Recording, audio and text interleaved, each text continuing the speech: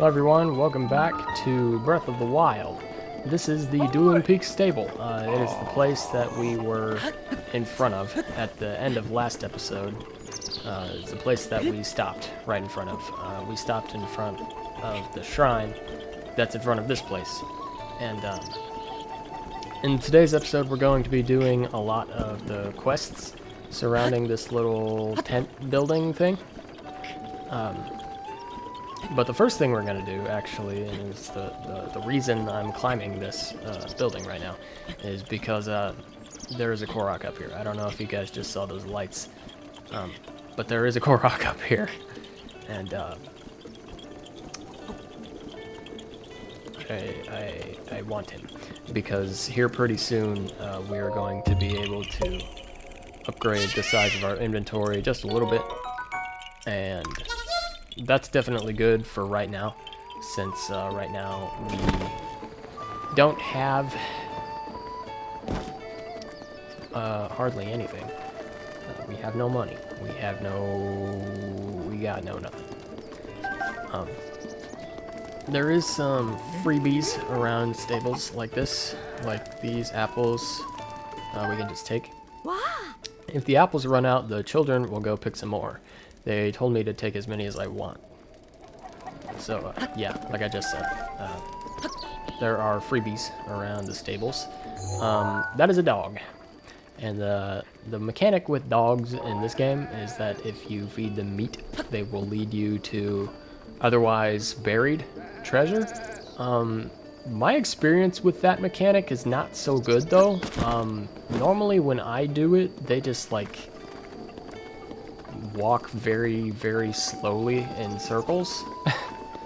And they don't really do anything. So I've kind of abandoned that, honestly.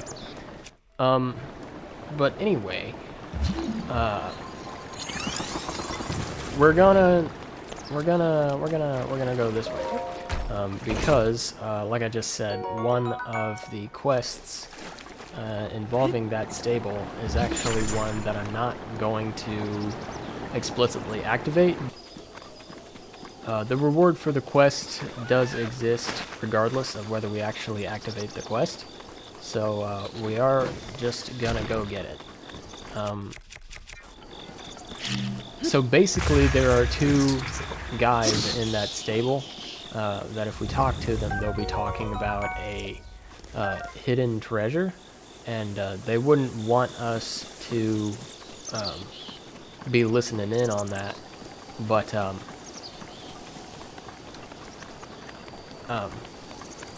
if we continue to try to talk to them, they would eventually cough up like the riddle that they have that would lead them toward it for 100 rupees. And like I said before, we are dirt poor right now. We have absolutely nothing. Like, we literally have 4 rupees to our name. So, we're not going to talk to them at all, actually. We're just going to skip that. And we're just going to go right to where I know the treasure is, which is the end of this little stream back here. Alright guys, so the treasure that I mentioned is in a little cave right up there somewhere.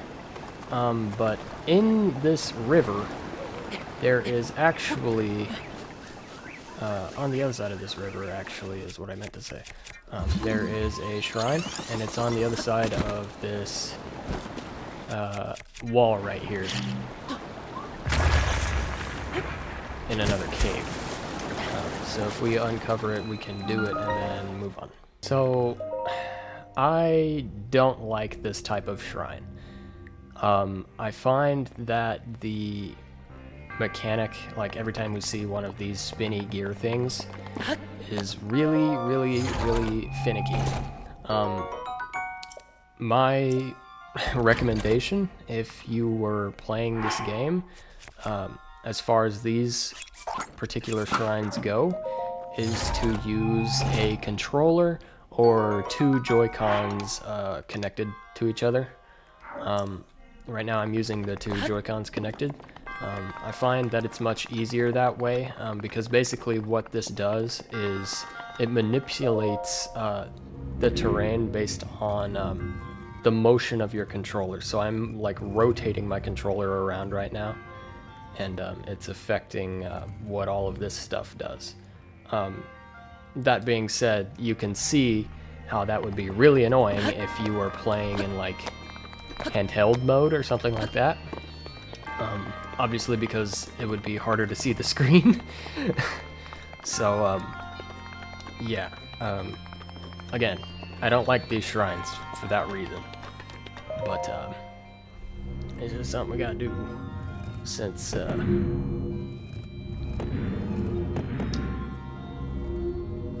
this shrine is right here, and I did say we were gonna be doing it. Position that right about there, just so I can get this chest, really.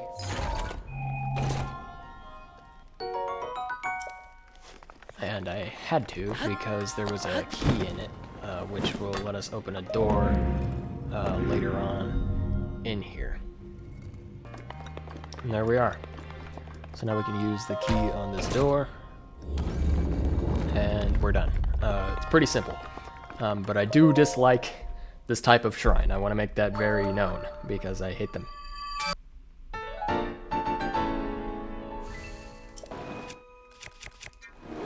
Alright, so now that we're out of there, we're actually going to have to use Cryonis to get back across this river. But as you guys can see, there are fish in there, and a little tip for fishing is to use bombs. Yes, another use for bombs. It's crazy. They're super useful.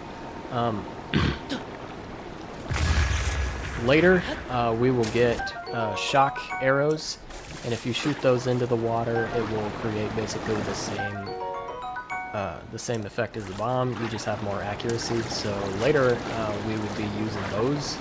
Obviously, we don't have those right now, though, and so bombs are preferred. And now that we're out of there, we can keep heading this direction, because over here is the before mentioned treasure that we want. I'm gonna get rid of these guys.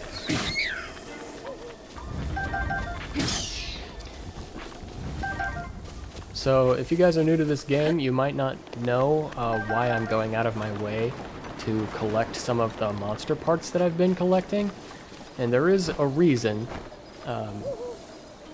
And we might touch on that in the next episode of this playthrough, because I don't think we're going to get to that in this episode particularly, but we are going to get to it later, most likely in episode 5.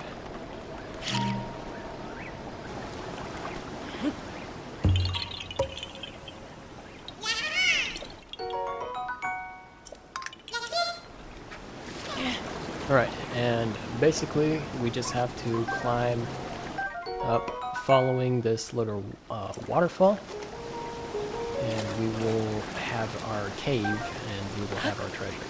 And all along this cliff are these silent shrooms, which I'm pretty sure I touched on in episode 3. I'm pretty sure that was the last episode of this playthrough. Yeah, that sounds right. They basically do the same thing as the stamina shrooms, except they do not provide stamina. They will provide a stealth effect when cooked into a dish. Same thing applies for that snail I picked up that was glowing green.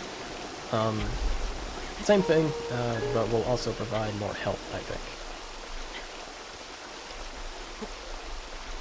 So there actually aren't very many waterfalls that are small like this one. In fact, don't quote me, but I think this is the only one. But if we like try to climb through it, we will lose our grip and we'll fall. So that's why I'm avoiding it on purpose like this. But here we are. So if we set a bomb down right there, this is the cave. And there are a few useful things in here, such as these truffles that are cooked, and some gems. We have a pretty good spear that I'll trade for this one.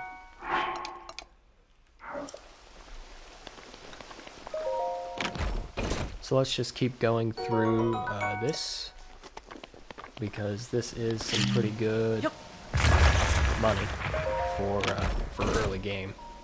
There's a whole sapphire in there, and I actually do want to drop another weapon, because there is a really good sword in here, especially for early game. That is definitely worth picking up. So yeah, just gems and stuff, but in here is that really good sword. It is the Flame Blade, and it basically will... it's a fire sword.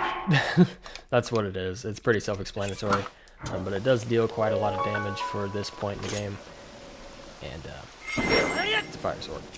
So we're going to be saving that, because yes, these can break. It's really sad, but those can break. So, alright, so now that we got that down, the next thing I want to do in this episode is actually go back to the Dueling Peaks. And I know we were there in the last episode, but there is 2 shrines as well as some Koroks that we could get, that I would very much like to get. So they are actually on top of the Dueling Peaks, and they are the only shrines in the game that require information from one another to be done. So I'm probably going to cut through a lot of the journey to the top of those, simply because it's going to take a while, and it is just a lot of climbing upward. Really, it's not interesting at all, if I'm being totally honest. That's a bear. Hold on 1 second. So the thing with animals in this game, this applies to wolves, deer, whatever. If you hit them in the head with an arrow, it's a one-shot kill every time. But that bear dropped some honey as well as some meat. There's just a random fairy. That's interesting. Okay. But yeah, that's a little pro tip for hunting animals in this game. Get them in the head. Get them in the head, because it is a one-shot kill every time. Now, that is a really big, I guess, kind of mini-boss monster. We are nowhere near prepared to fight him right now, so we are going to get the heck out of here. Fortunately, he's kind of slow, so getting the heck out of here is not that hard. It's pretty easy, actually. So if we just avoid all of these guys, which shouldn't be too difficult, we should be alright. Yeah. Another thing we can do is just warp out of an area. So I think the path I'm going to take to get on top of the Dueling Peaks is to start at this tower and then go kind of like around this way and then up. So yeah, that's just an illustration for you guys, just in case some of you guys end up being curious, because like I said a little earlier, I'm probably gonna cut all of the actual climbing up the mountain out unless something interesting happens along the way. So I guess I'll see you guys up there.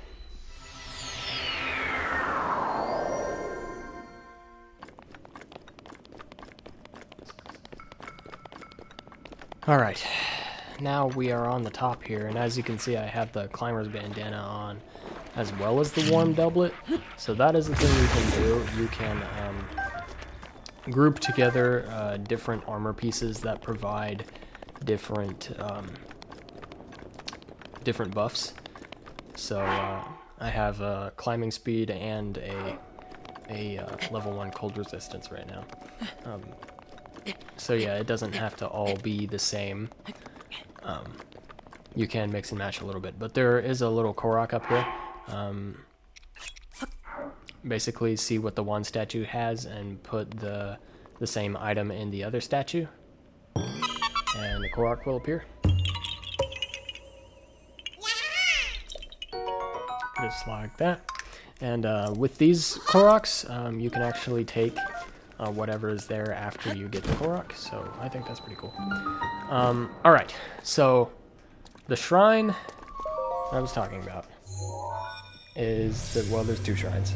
The shrines, plural, that I was talking about.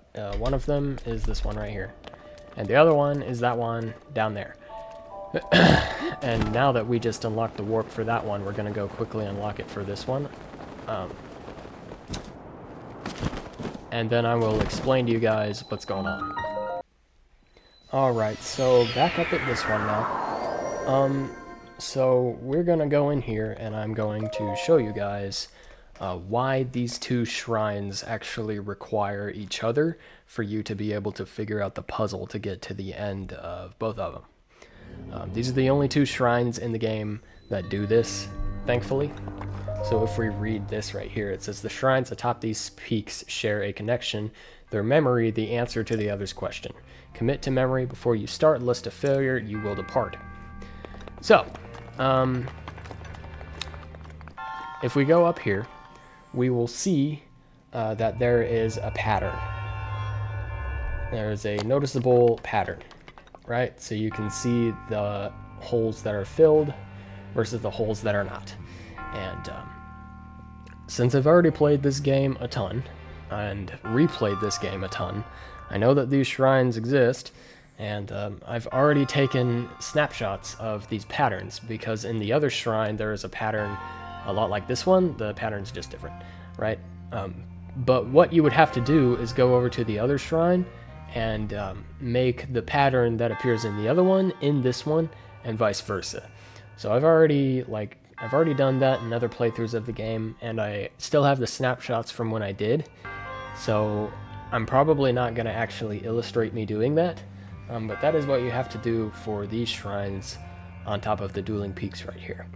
So I'm going to quickly do that for both of these, and then we will move on.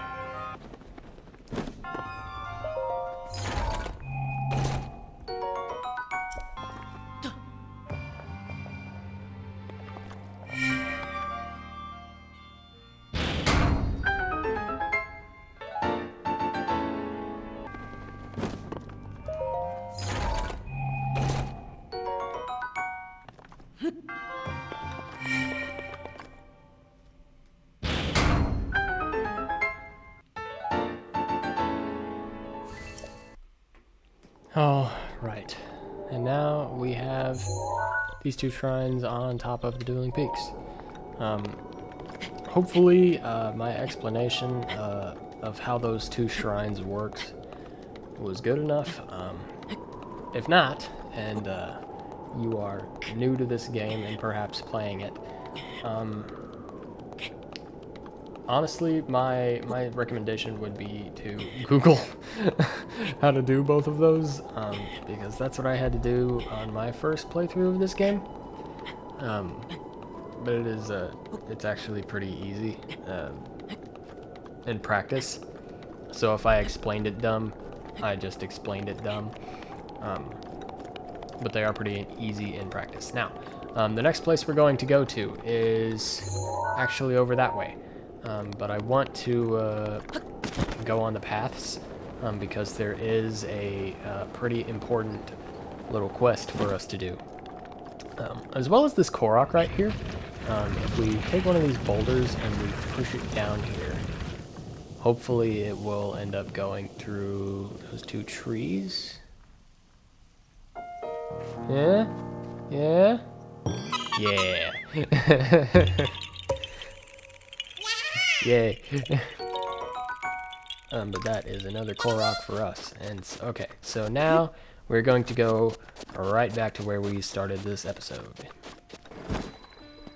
Hello everyone, and welcome to Breath of the Wild, episode 4. I think it's 4. Anyway, we're back to the stable now. And now we can finally move on to Kakariko Village, because we did the important things around the Dueling Peaks and that stable. I'm pretty sure there is a little bit of a speed quest regarding taming horses associated with that stable as well. But I don't actually want to start taming any horses until we have a specific set of gear that we don't have right now, obviously. But yeah, so for now, we're just going to go right over to Kakariko Village, which if we look at this signpost, we will see that it is this way. So across this bridge a little ways, we will find a very important side quest that we have to do if we want to increase our inventory size later.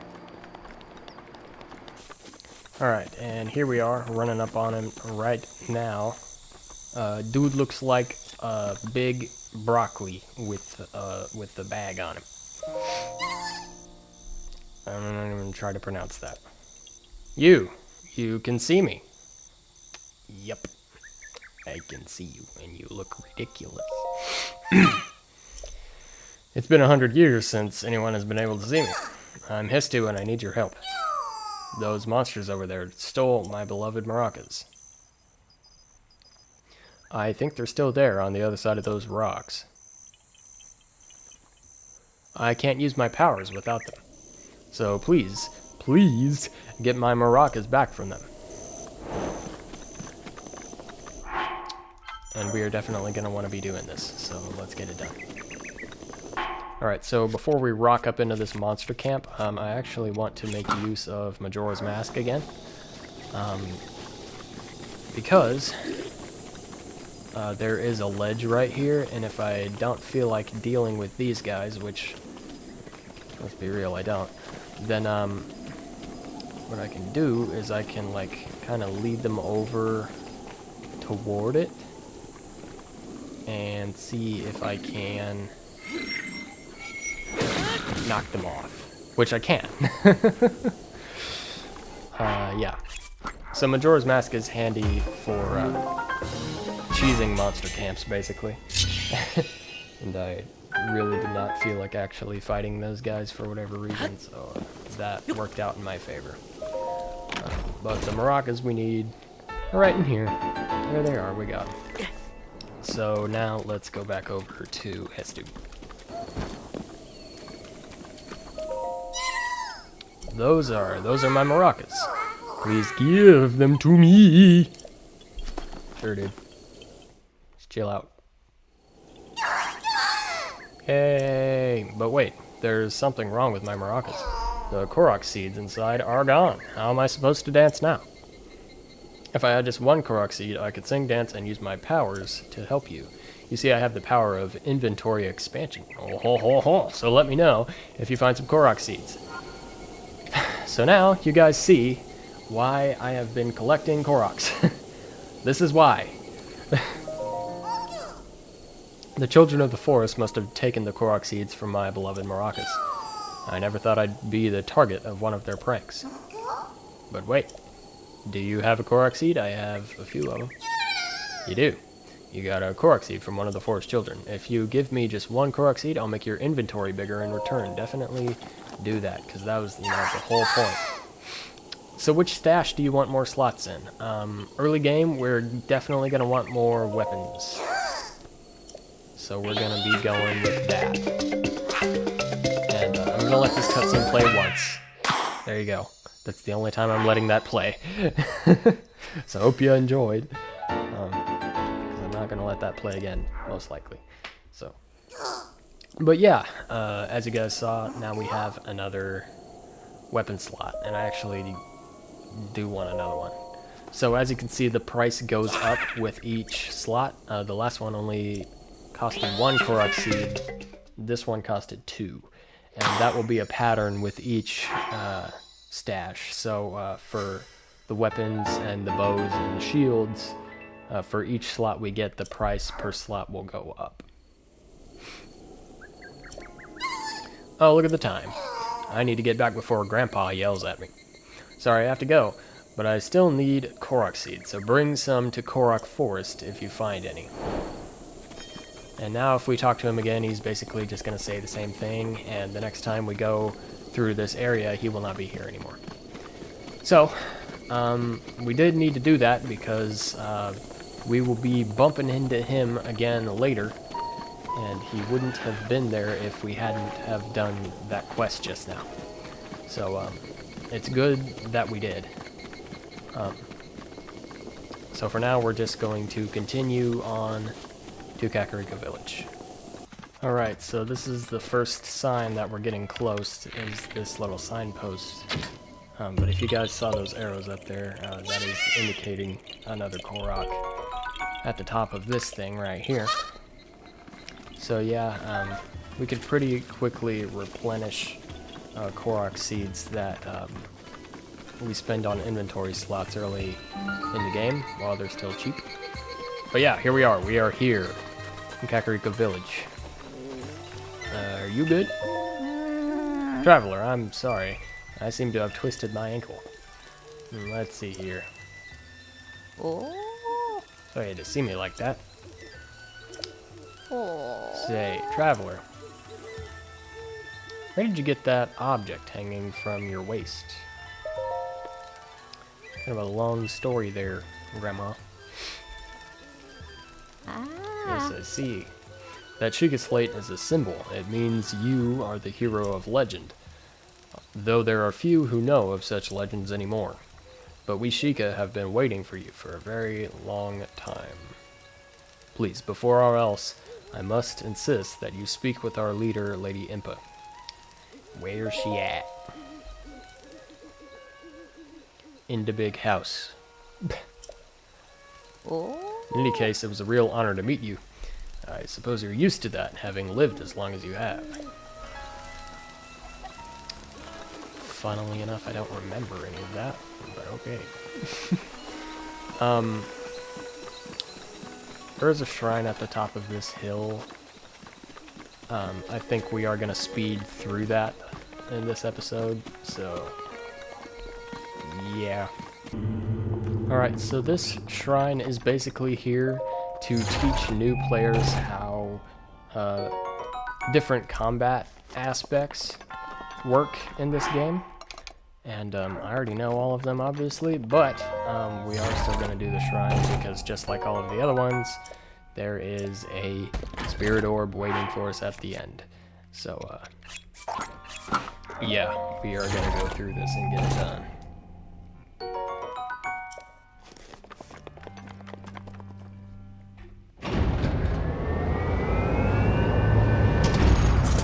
So that would be our training dummy.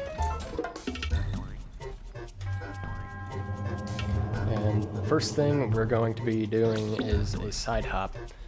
Basically just using the targeting system and strafing to the side and jumping out of the way.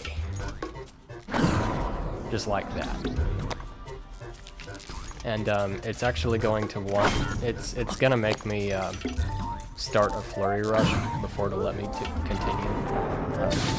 Just to save weapon durability, just only hit him once. Do a backflip to avoid enemy attacks and create an opening to strike back. Basically the same thing, just going backwards. I've already done tons of backflips in this playthrough, so y'all already know what it looks like, but we do have to do it just for the sake of this.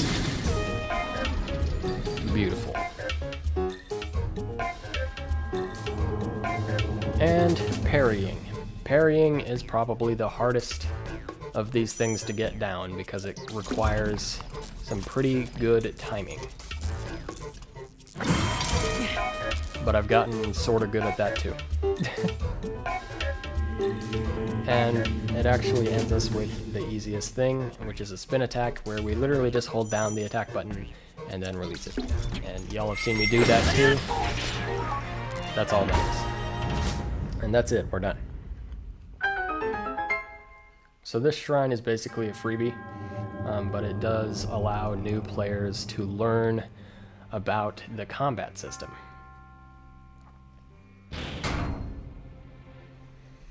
And that thing also dropped his lightsaber, so we have his lightsaber now. These little guardian swords are actually pretty cool. These weapons will be appearing quite a bit throughout this game. But the first time, I remember the first time I got one of these things, and I was like, that thing is a lightsaber in Zelda. That's what it is. But yeah, I still think they're kind of cool. But regardless, let's get through here and get this done.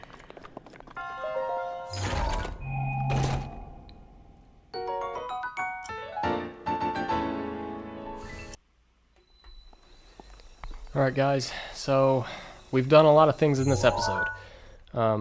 We have these 2 shrines up here, this one down here, and we have discovered Kakariko Village.